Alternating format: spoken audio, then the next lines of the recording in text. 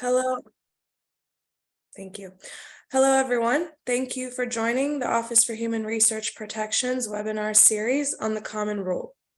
Today's webinar, Doing Research with Data and Biospecimens Under the Common Rule, Part 2, How Does That Work with Repositories and Future Use, will be presented to you by DED Director Dr. Yvonne Lau. This webinar will be recorded and will run for a total of 60 minutes, including a live Q&A session. If you have questions, please submit them through the chat. Certificates of attendance will be issued to all who have registered. The slides will be available on OHRP's website under the past events section soon, and the recording will be available in around a month. We will go ahead and get started.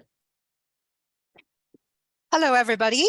So we are here to continue with our discussion from last week on doing research with data and biospecimens under the Common Rule. So this is part 2, and we're going to talk about research repositories, which is a topic that is very much related to what we've been talking about in terms of doing research with data and biospecimens. So our standard disclaimer, the opinions expressed here are those of mine and they do not necessarily reflect the policy of the U.S. Department of Health and Human Services. And of course, for the educational webinar, I always try to simplify some of the regulatory text and provide you with a more simplified version of the explanation. So if you want to get the full version of it, please go to our website and look up the text on the exact text for the regulations.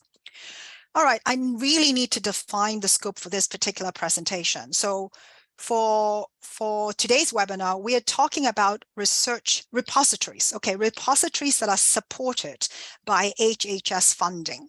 I need to emphasize that because OHRP's jurisdiction is really for HHS supported or conducted research, all right?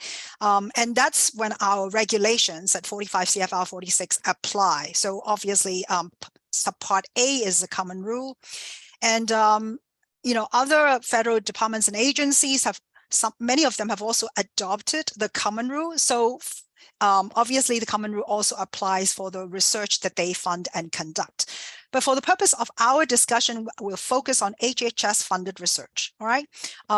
Anything that does not really have the HHS funding, it's really mostly out of our jurisdiction. So whatever you hear today, you're welcome to apply the same sort of structure and oversight structure to that kind of activities, but it doesn't come under our jurisdiction. And so, you don't have to worry about complying with our regulations as such, and that, if you don't, then we'll come after you. So there's no such thing, right?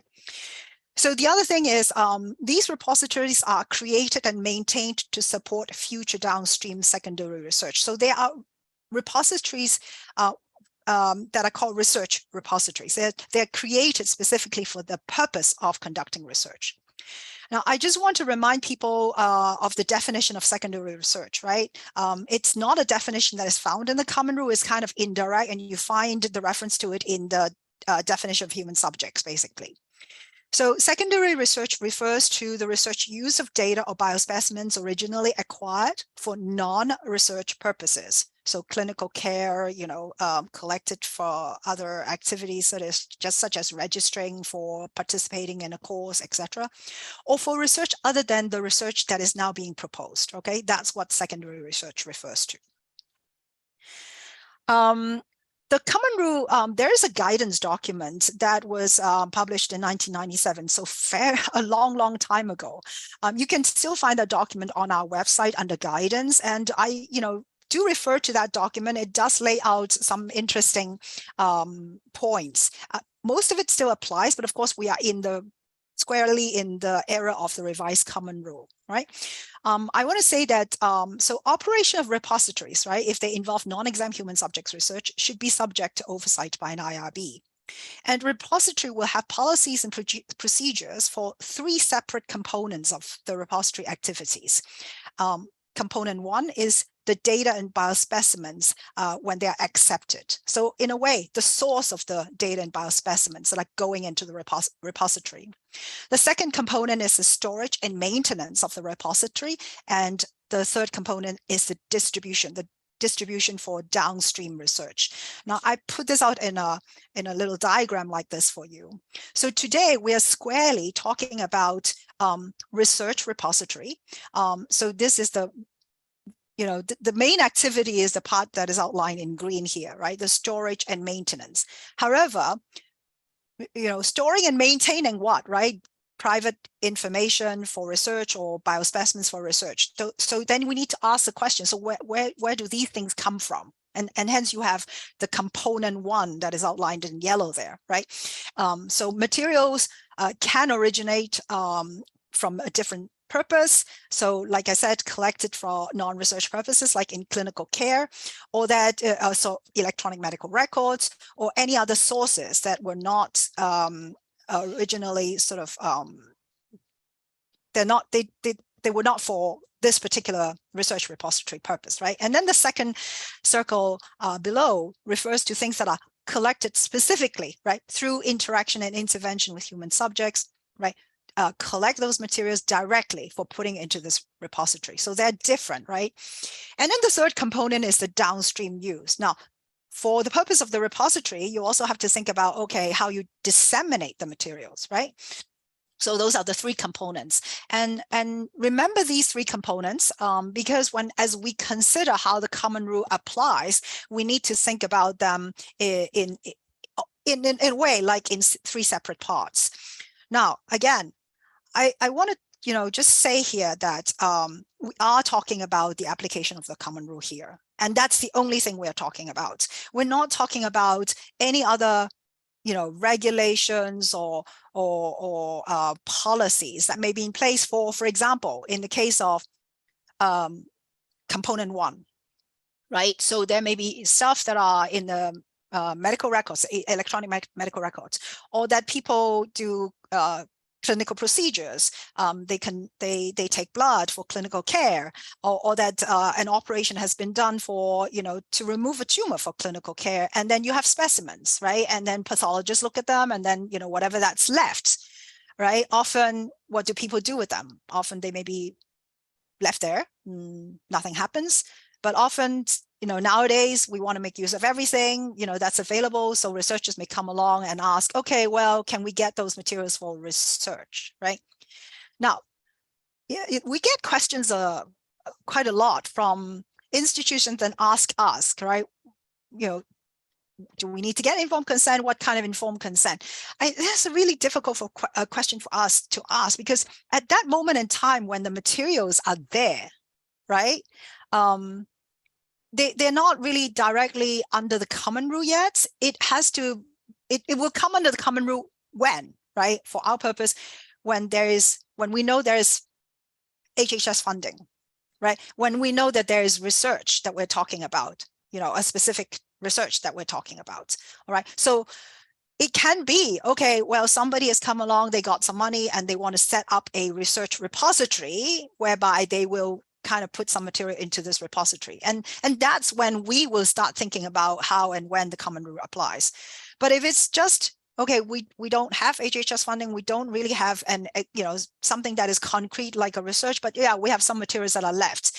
And we may think about, providing them in the future for research, right? So what kind of consent? I can't really answer that question in a way, because it may be dictated by all sorts of other policies, but possibly not the common rule, because we don't know yet, right? There could be policies on how you handle, biospecimens that are left over. It may be a case of also respect that you want to pay to your, patients who originally have this material, and they might have some level of ownership, if you like, or interest rather to the material. So it may be just proper to ask them, well, can we use this downstream for research? But that's kind of outside of the common rule at that point in time. So it's not really a question that I can really answer. But let's just go through this system, and then we'll, maybe you understand it better as to how we think about how the common rule applies to these sort of situations. So making determinations on whether the common rule applies to a repository, all right? So you ask these questions in this order. Is the repository supported by funding from the Department of Health and Human Services, for that matter, by other common rule agencies and departments, right? So typically common rule considerations are applicable when there is HHS funding for the project. Now, if there's no HHS funding, I'm not even sure that, OHRP will be able to comment further about what you do with that. Okay. So once you've ascertained that, you ask the next question: does the activity involve research? Right? Is the repository set up, maintained for research purposes? Again, the common rule is a set of regulations that directly apply when we're talking about research, and defined according to how it defines it in the common rule. Right? So once you've established that, then you ask the next question: does the research involve human subjects? Right? So we will be asking, does the repository obtain data biospecimens through intervention or interaction with individual participants? Or does the repository receive and or maintain individually identifiable data or biospecimens? You see how now it's only when we get to this question about the repository that we start thinking, okay, now the component 1 comes into our consideration as to how we consider whether the common rule regulations apply to that repository or not, right? Before coming to this point, I mean, component 1 of about, things about those materials don't really come into place in our consideration of the common rule. So then once you've established that, then you ask the next question, right? Assuming that you've decided it's human subjects research, then you ask the next question: can that research fit into one or more of the exemption categories that are applicable? All right. So it's again that series of questions that you need to go through in that order, in order to make a determination of whether the common rule applies and how to the research repository. So that's what we're going to go through now, right?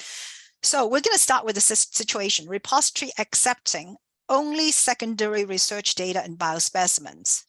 All right. So it's a research repository, HHS funded. It's going to accept only things. So now we're thinking about component 1. Where does the material come from, right? So we're talking about secondary research data and biospecimens. So the materials were not collected specifically through interaction or intervention with individual participants to be put into this repository, right?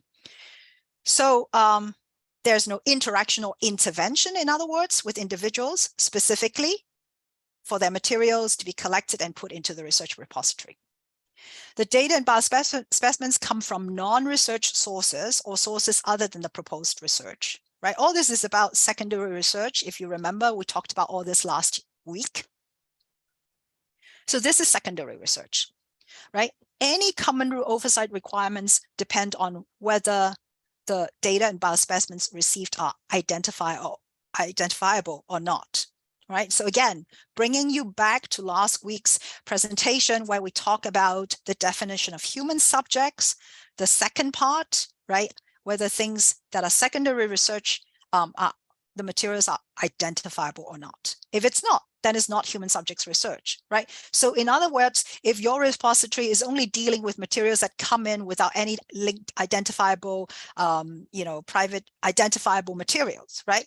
Then this is really not human subjects research. And right away we can say, well, the rest of what we need to know about common rule, right? IRB review, informed consent, that those things don't apply. So in a way, it's really up to your institution as to what you want to do.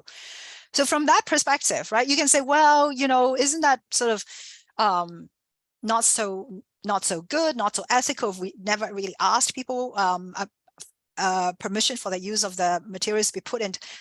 I'm telling you, for the purpose of the common rule regulations, right, if you don't have identifiable materials for this repository, you don't have to think about informed consent, right? That's just for the compliance of the regulations. Now, whether you would want to think about, getting people's oral consent at least, or some other sort of consent, or whether that's some other consent, for example, to satisfy HIPAA may be required. Now, that's not a common rule requirement. That's something that you have to consider aside from the common rule. And I, cannot really give you, information on all other regulations and policies that may apply to how, you deal with sources of material and biospecimens that are left over, right? As a different consideration. All right, so data and biospecimens without associated individually identifiable information. So if only non-identifiable private information or biospecimens are provided to the repository, no applicable common rule requirements. I've already just said that, right? So this is secondary research that is not human subjects research. The repository should nonetheless, right, know probably where the sources of materials come from, that they are proper and legitimate, right? If you're operating some sort of repository, that it should have robust policies for protecting confidentiality. I know that the materials we already said is non-identifiable, but there may also be reasons to think about, security of how you secure the data and the biospecimens, right? There should also be policies on the operation of the repository, including policies for downstream distribution of materials for research. Because if you have a research repository, you must be thinking about providing the material at some point in time to support downstream research. So for your purpose, in terms of operating the repository, even though there are no specific common rule regulatory requirements that you need to comply with, these are just best practices, right? You should have an understanding where the stuff that goes into the repository come from, right? That they're legitimate, right? That you got it for good reason, and that you have good reason to have them. And then also how you actually then distribute them downstream, right? All that, it's really outside of the common rule. It's really good practice to have policies to dictate that, because then it will help you with the with how you operate the repository. Now, data and biospecimens with associated individually identifiable information. So if repository will receive individually identifiable materials, right, but will not keep the identifiers, right? So again, thinking through the questions, a series of questions that we ask, right? So this will be human subjects research, right? Because it's secondary research, but human subjects research, because there are, initially materials that are identifiable. But you're saying that, okay, the repository will actually just strip them, will not really keep the identifier. So that situation will not be dissimilar to what we just talked about, because it will come under exemption 4 provision 2. Right, and the so-called best practices for operation will be similar to the scenario that we just talked about. Okay. Now, if the repository will receive individually identifiable private information or biospecimens, and for whatever reasons, they want the repository want to keep the identifiers, right? So then what you need to do is check if the activity meets the conditions for exemption 4, not provision 2, right? Exemption 4 has like provision 3 and other provisions, or exemption 5 or 7. Again, you're really asking that question. Does this whole research repository project, right, fit into one or more exemption categories that are available in the common rule? If it does, then it can be exempt from the common rule, meaning that, once those conditions of exemptions are satisfied, you don't have to worry about the rest of, any other standard regulatory requirements, including filing FWA, including having a formal IRB review, etc. Right? Now, if your research repository does not fit into one or more of these exemption categories, then it becomes non-exempt human subjects research. And that means the common rule regulatory requirements for IRB reviews, informed consent, among other things, will apply, right? So in this case, right, what does the IRB need to review, for example? The acceptability of the protocol for the sources. So in others, you have, this is a research repository. You would have a research protocol for that research repository. You would have description of where the materials come from, how you're gonna, because it's identifiable. So, what consent was available to provide, the materials to be put into storage and maintenance. And because this is a research repository planned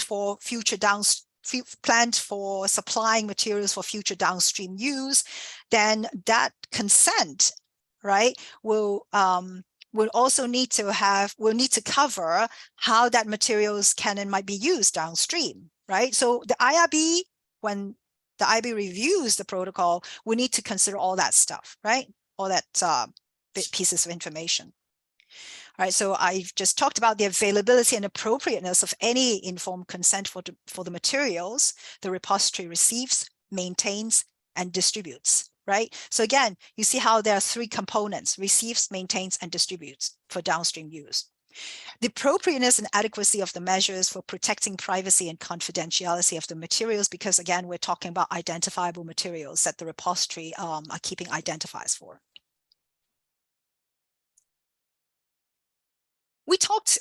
We mentioned exemption. There are exemption categories, right? That, if it happened that the research repository protocol can, fit into the conditions and meet the conditions for one or more exemptions, then it can still work with an exemption, right? So what are these exemptions that we were talking about? So categories for secondary research involving human subjects, mostly it'd be 46104 exemption 4, right? Secondary research use of identifiable materials. There are 4 provisions there.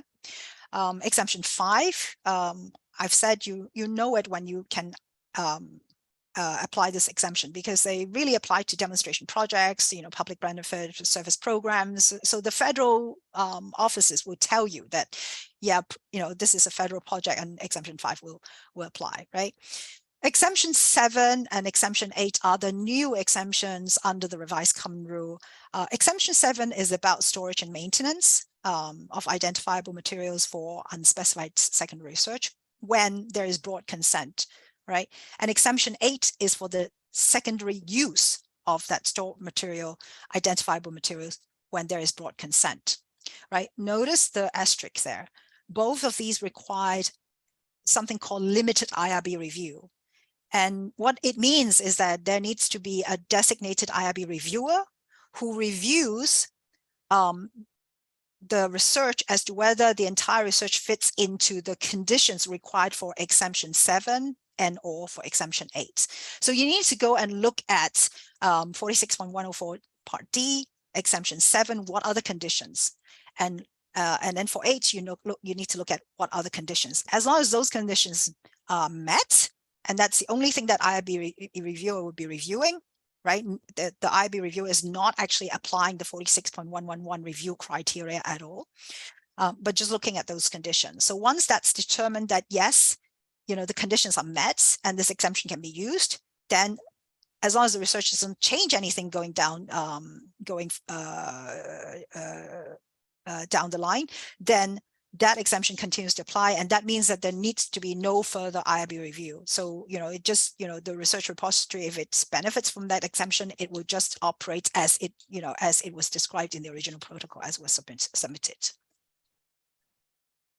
So I talked about informed consent, all right? If it's non-exempt human subjects research, or if you want to be able to entertain the exemption 7 and 8 here, for 7 and 8, you need broad consent.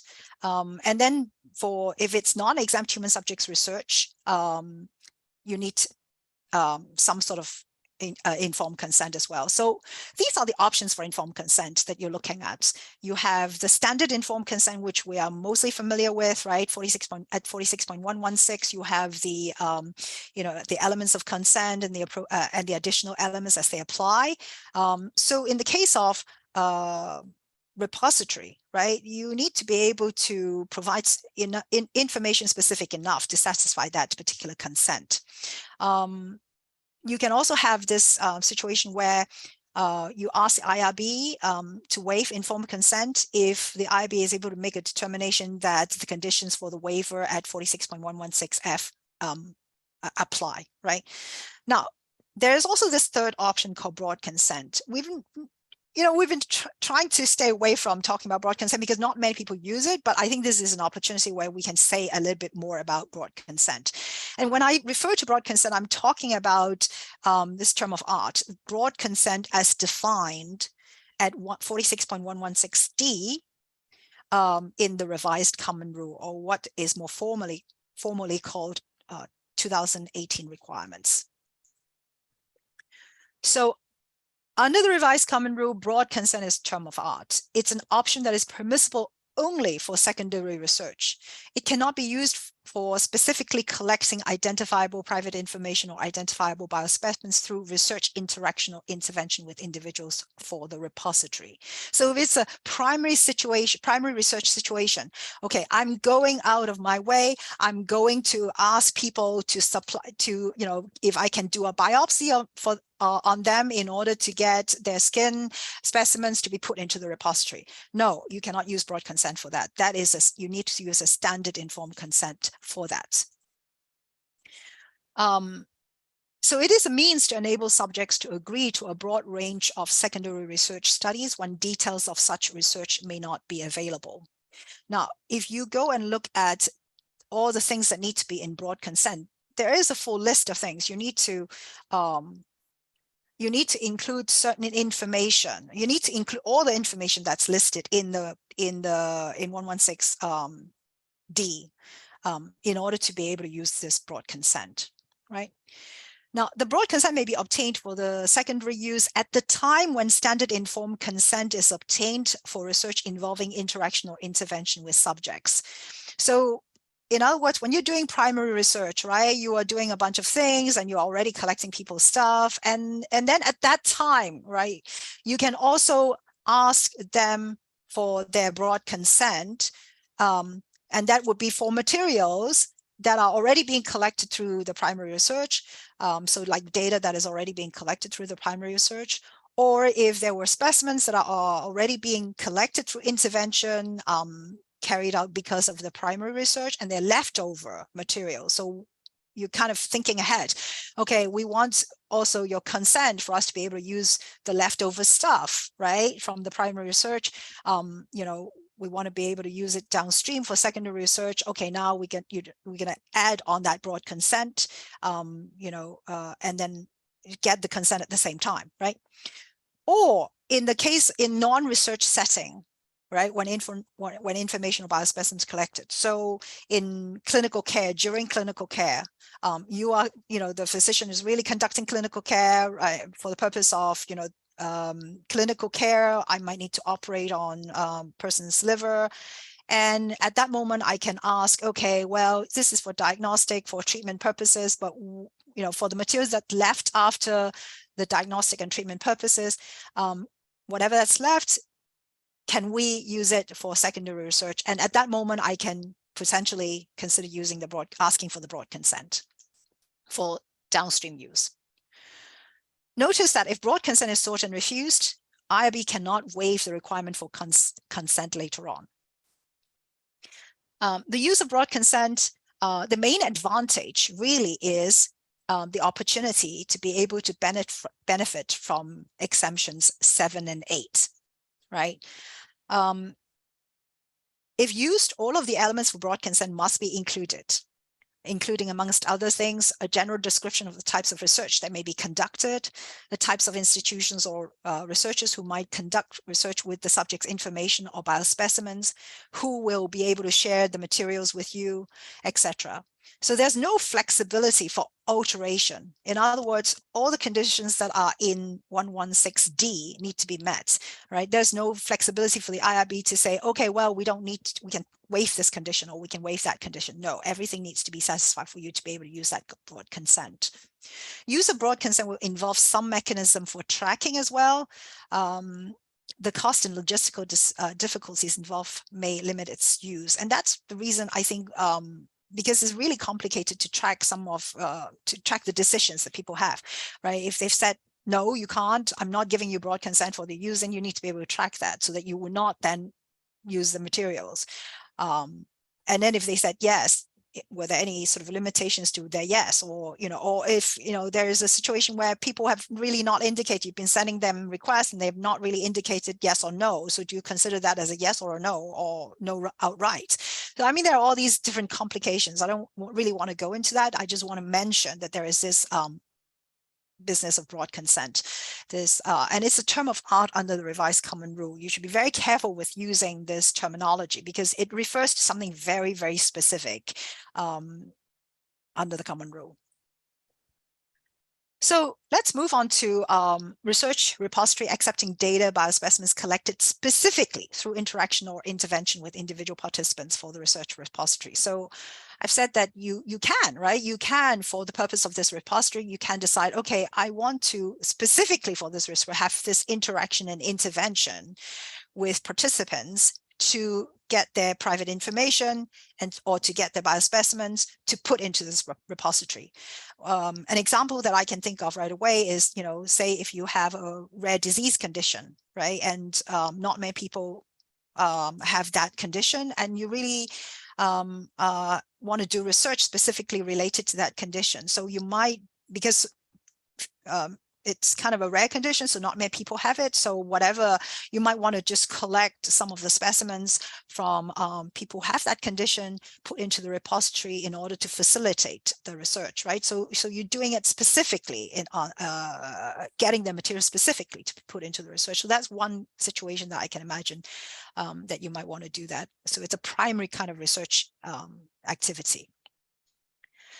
So we've already said there is interaction and intervention with individuals specifically to collect their private information about specimens into the research repository. So this is primary human subjects research, regardless of whether the data biospecimens that you will keep are identifiable or not, right? Because there is already interaction. So the fact that you interact and intervene with them already says that, it was identifiable anyway, right?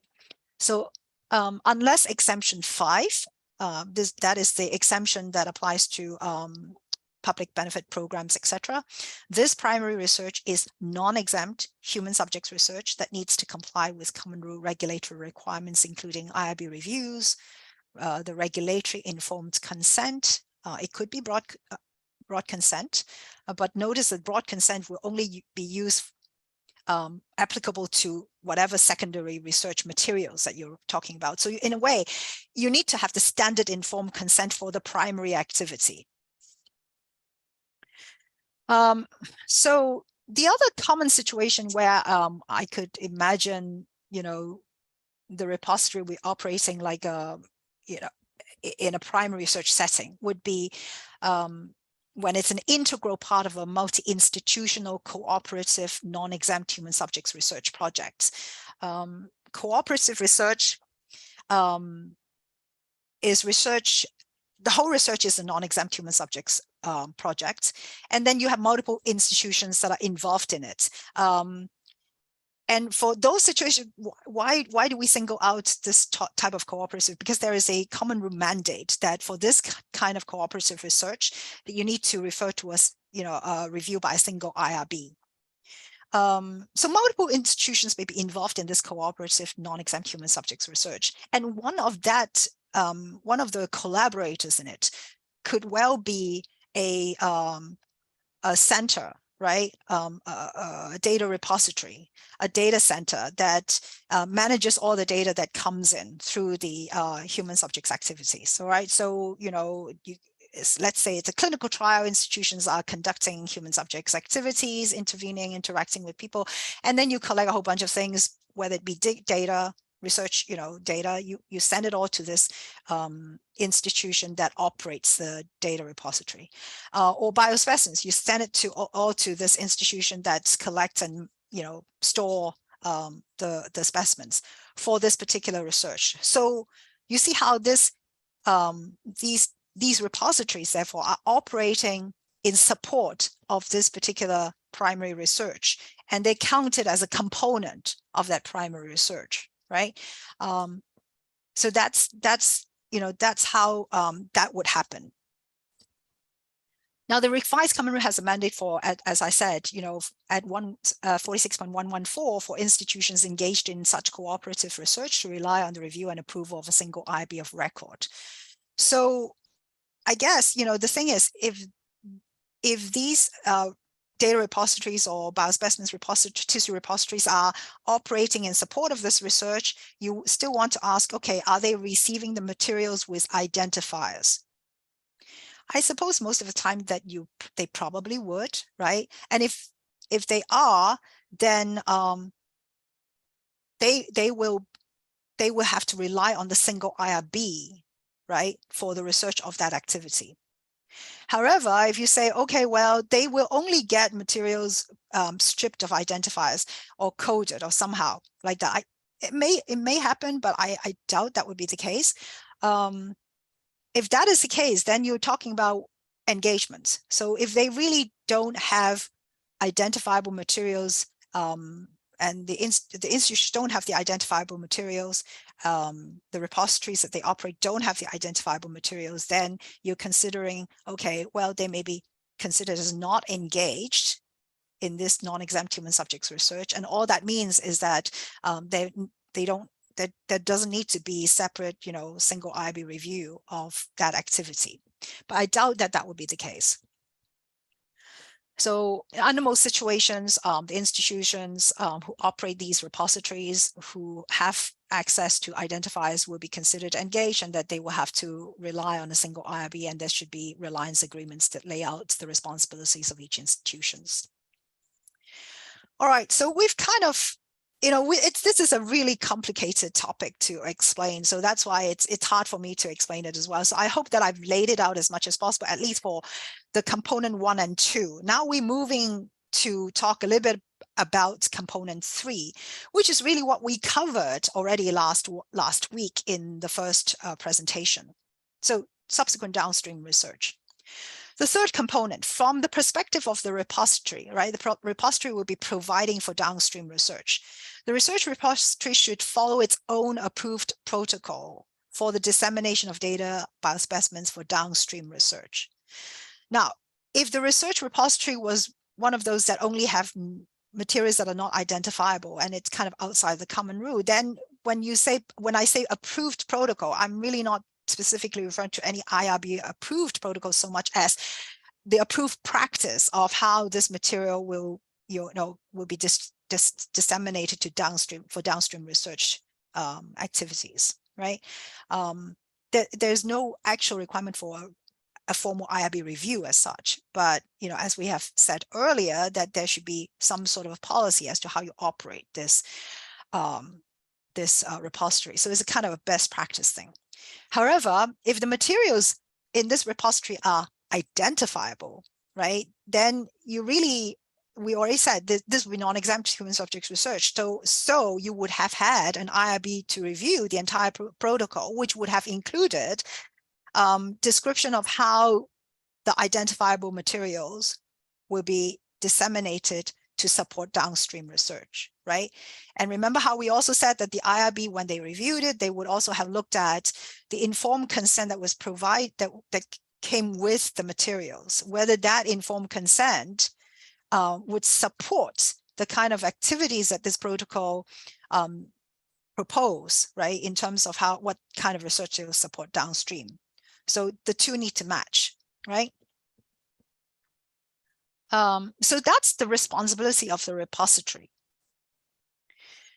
So if the repository is solely providing for downstream secondary research, the common rule oversight for the downstream research remains the responsibility of the IRB and IRB office of the requester investigators. So what I just said just now relates to the operation of the repository, the research repository. So you need to have all those criteria and policies in place for especially if you have the identifiable materials.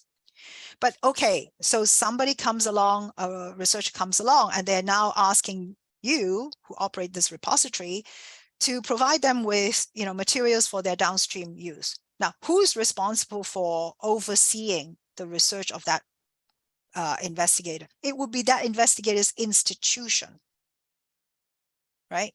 So if these investigators, and now turn your mind back to like the webinar 1 that we had last week, right? Your focus then is on the research, on the investigators doing the research, and the responsibility of their institution. Those investigators come along, depending on what they ask, right? So if they are asking for, oh, I just want you to provide me with information, private information about specimens that are not associated with any identifiers, that researcher will be doing not human subjects research, right? Secondary, not human subjects research. And if they say, okay, well, I need the identifiers, I need to work with the identifiers, So I need you to provide me with information, private information about specimens associated with the with people's identifiers. So what does that mean? That means that they'll be doing non-exempt human subjects research.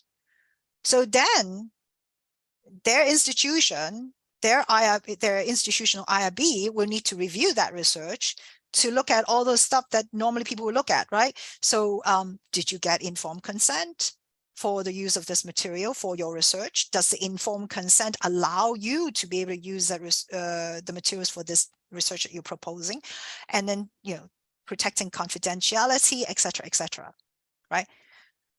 Now, on this end of the repository, what you're looking at is, okay, well, they're coming to ask for materials to be provided for their research. What you look at is, okay, well, they're proposing this research. I will look at our policy and, and also how this research was approved initially.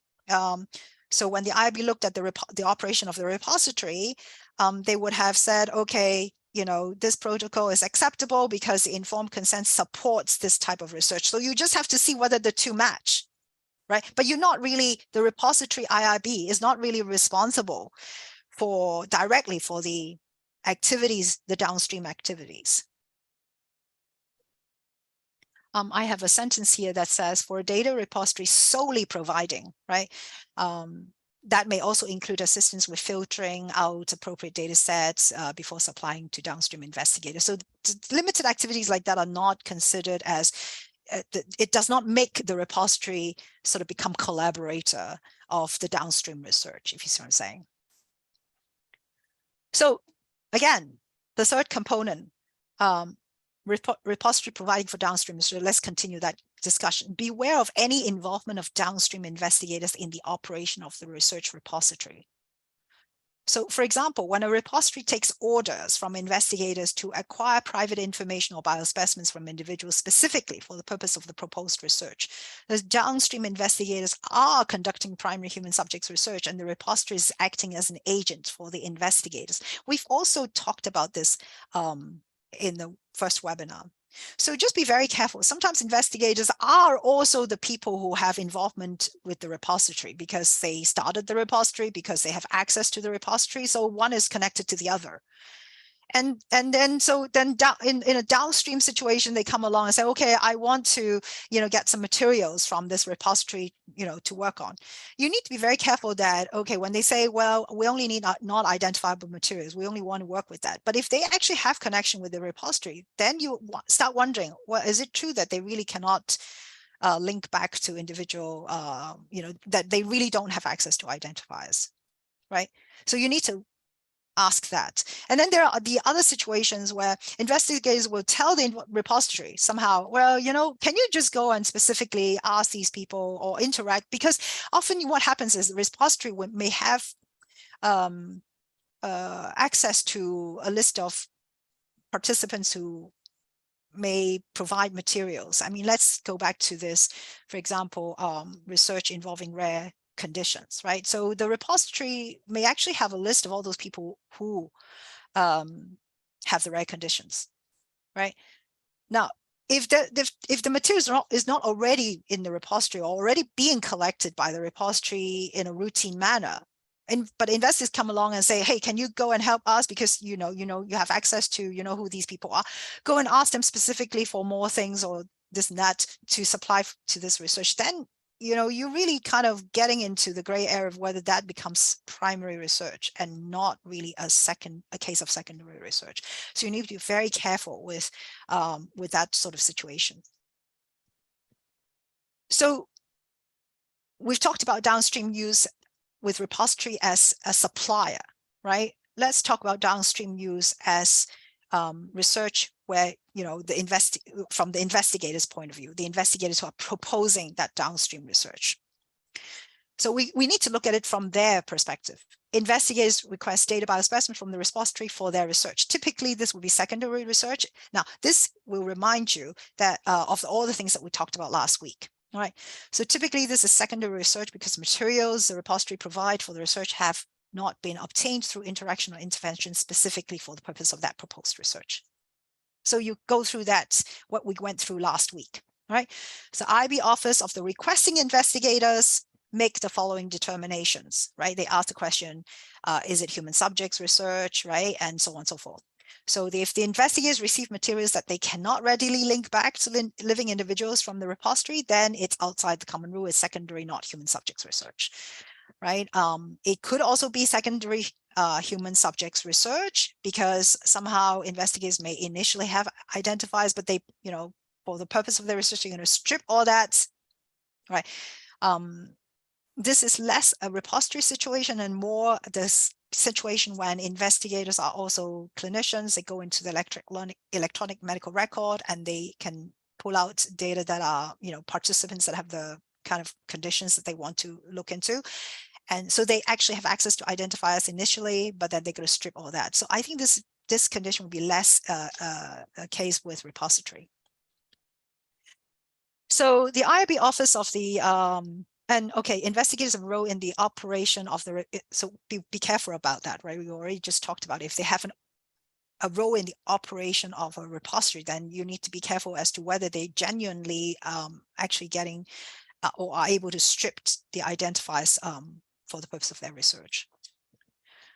So, okay, I think we've come to the end. This is a very complicated topic. I hope that I have been able to make it clear for you for how these sort of repositories operate. Again, we did actually have questions last week from a person who's asking us about, okay, well, we have all this material collected for clinical care, and we want to use the leftover biospecimens after clinical care use for research. Now, what consent applies? Again, I want to reiterate, I don't know. I can't answer that question right away because from my perspective, I can only tell you when the common rule would apply, and that starts by whether we're talking about the fact that there is HHS funded research projects. Right? Before we get there, right? When you're just talking about what can we, can we get, what kind of consent do we need to support, this material being used for downstream? I can't say that. I mean, there are other rules and regulations and policies that dictate what you can do with people's specimens, right? And information. So I think that's a different question completely, and it's very hard for us to answer that question. So with that, so this is a set of resources. By the way, we probably will not be able to post the slides for today's presentation right away, so you might have to wait a couple of days. We're just trying to get it through 508 compliance before we can post them. And the bottom announcement here is where you can get the slides, and then the top is, again, we're going to be doing a research community forum in Knoxville. So if you're interested in AI research with AI technologies and all the ethics and protections that are associated with that, do come and join us in Knoxville, Tennessee. So with that, I'm done with today's presentation. I'm going to pass it to Mariana for the Q&A section. Thank you very much. Thank you, Yvonne. And there are quite a number of questions. I hope I can answer them. I will start with some of the more basic ones. So the first question that we got is, should repository research be approved under a separate protocol? Or can that research be reviewed and approved as part of primary research? So for example, a researcher conducts non-exempt survey and focus group research, but plans to deposit the data in future research repository. Are those two separate protocols? That is really hard, right? So from the purpose of the IRB that is reviewing this research protocol submitted to them, right? Researchers proposing, doing some surveys, interviews, etc. So the IRB will review that research. We'll look at, right, and I'm assuming that there needs to be review, because if you're just talking about survey, it could well be that we're talking about an exempt research, but let's just assume that is not an exempt research, right? It doesn't fit into an exemption category. IRB decides that they need to review it, right? So they'll be reviewing the details of the protocol, right? Everything about it, right? How you interact with people, what kind of information are you collecting, and how you would protect the data and confidentiality, and and the part about protecting data privacy and confidentiality will somehow be related also to perhaps potential downstream use. So at that time, if the research protocol doesn't say anything about downstream use, right, that's all the IRB will be reviewing, right? Now, it is usually the case, right? If you have information, somebody can come along and want to use it in a future downstream research, right?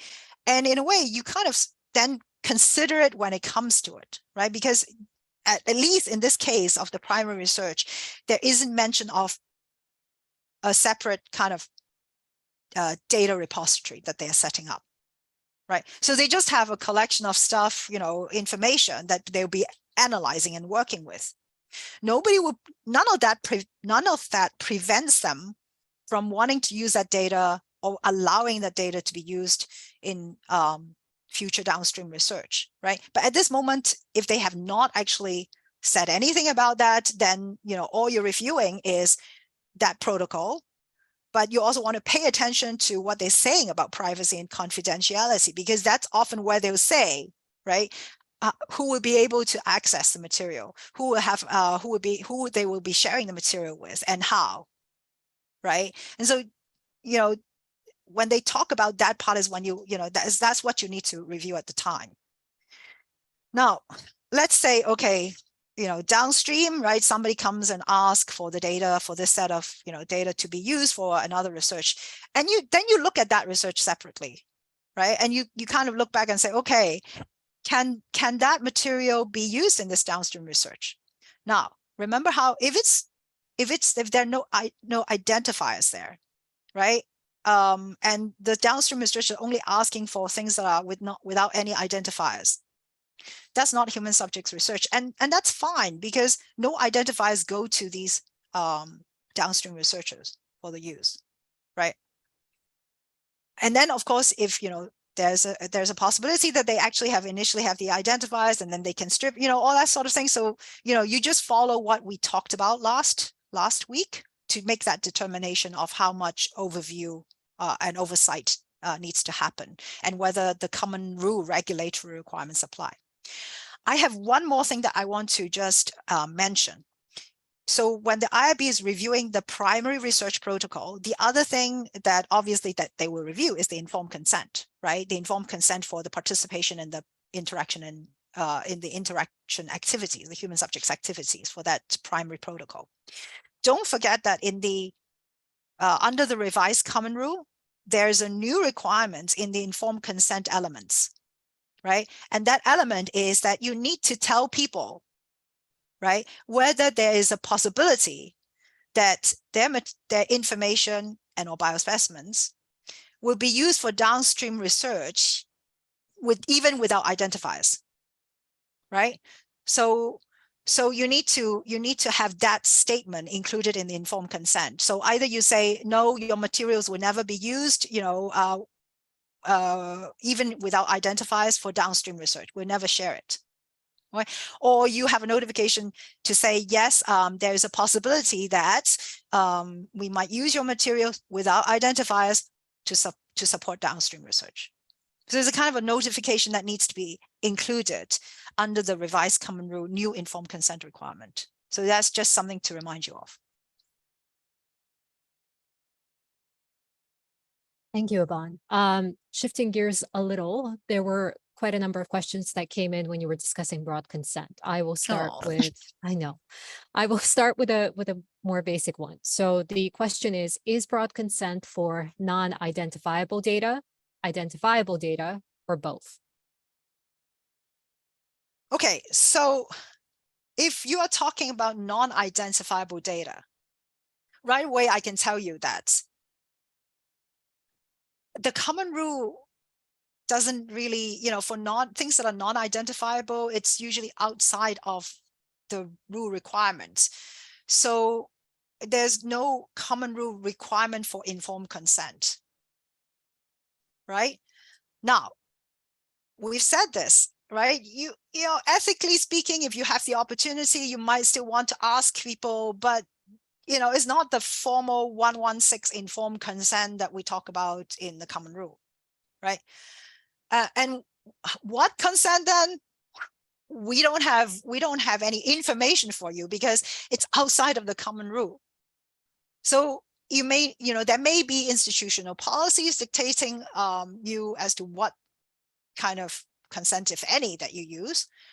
Or that in a way, from our perspective, is that there's all the flexibility in the world, but then there are also maybe other regulations, there may be HIPAA or other kind of policies or laws in that state that dictate what you have to do before you can use that for downstream research, right? So that's for non-identifiable. So from our perspective, broad consent is, consent is only required anytime that you're really talking about using identifiable materials for research, right? And broad consent is one option. The other option is the standard informed consent. There's some slight difference, right? Broad consent, it says that the advantage is that it allows for broad downstream use. Where, because the standard informed consent, if you have to follow all the elements of informed consent, describing the purpose, the risk and the benefits, and, how you need a certain level of specificity to satisfy that. Broad consent, allows you to have sort of broader, without, when you don't really have a clear idea as to what kind of research at all, right? So there's nothing much you can say except for, we'll be using, this for secondary research, for, any types of research, except maybe for, whole genome sequencing or for things that, cause a lot of, for research with mental illness, or for research that looks into your genetic heredity or something like that upsets people, right? So you look at the wording. I'm trying to get the wording of the let me just see if I can get the wording of the broad consent. Okay, so it says a general description of the types of research that may be conducted with the identifiable private information or identifiable biospecimens. This description must include sufficient information such that a reasonable person would expect that the broad consent would permit the types of research conducted. So as long as there's a sense, and most people would interpret it as, okay, that would cover that kind of research, right? So the best thing is, like, go, if you are interested in using broad consent, go and read through 116D and look at all the things that need to be in there to meet that criteria. I've also had situations where people in the past asked me, okay, our repository really only deals with non-identifiable materials, but can't we still use the broad consent? Right? Isn't it more ethical? Like I said, when you are dealing with non-identifiable materials, right? Common rule, there's no worry about whether you need to comply with a common rule. We it's out beyond our compliance requirements. So whatever you do, it's what you want to do, right? Yeah, I agree with you. It's often a good idea to ask people, right? It's just more ethical. So can you use a broad consent? I would not use the term broad consent, because I've already said the moment that you refer to broad consent, we're thinking about broad consent as defined in 116D under the common rule, and that entails a whole bunch of things, a whole bunch of details, right? Yeah, and a whole bunch of criteria for you to be able to use that. So yeah, if you want to get consent, if you want to follow what the kind of things that the 116D says might be good to be in the consent, do that, but just call it consent, don't call it broad consent, because it just confuses, it's just confusing. Did I answer the question? I believe so. And you actually, in the course of doing that, answered quite a number of other questions. Now I see that we have a little over a minute left. I don't see any other questions that are concise enough for you to be able to address in that time. So with that, I believe I will turn this over to my colleague, Zena. Yeah, I just want to say a word about this again. So guys, I mean, I have tried my best to explain this topic to you. As I was developing the slides for this, I almost wanted to chicken out because it's just so difficult to tease it apart, and into small pieces, bite sizes for you to be able to understand fully. If you have any questions that relate to a specific situation, do write to us at ohrp@hhs.gov. And we'll try to answer your question. The best thing would be to apply to an actual situation rather than think up all sorts of, imaginary scenarios and then ask us to comment on it, because, everything depends on the detail, right? I hope that I've been able to, I hope that I've achieved at least one thing, that when you talk about a research repository, you really want to think in terms of those three components aspects. Now, if you are the person operating the repository, so in other words, you're not the researcher who are coming to ask the repository for material, position yourself under that component too. And then think about it from that perspective, right? Think about it from the perspective, okay, what materials are coming into us? And what kind of materials are we prepared to be supplying for downstream research? And all that, right, whether they're identifiable or not, will dictate how much oversight and whether that oversight will fall in within the common rule requirements, right? On the other hand, if you are a researcher, you're not operating a repository. You're just really thinking about a secondary research project. So just focus on you doing that project and going somewhere to ask for that material. So your institution should be looking at your project as it is. They will have to look at, okay, what sources of materials are you proposing to get, right? Because that determines, like we have said in presentation webinar 1, that determines on, again, how much oversight is applicable for your research. I think the complex situation happens when you are the researcher and you somehow operate a repository as well of some sort. That really becomes a little bit more complicated. But even for that situation, you should try to separate out the components and to think about them separately like that. And this is what I have been trying to do in this presentation. And I hope that logic, that framework is helpful for you in thinking through these things. So with that, thank you so much. Stina, do you have anything to say? No, that's all. All right, guys. So again, the slides will be available in a few days. It will be available on the past event website on OHRP or in the Human Research Protection training, where it's a compilation of comprehensive training and includes the webinars that we have done for this basic series. This webinar, the archived recording will be available in a couple of months. Now, it takes so long because we need to put closed captions. We need to make sure it's 508 compliant and all the rest. So many different divisions are involved. So there you go. Thank you very much. We have 2 more webinars in this series coming up next week and the week after. So we'll see you then. Bye.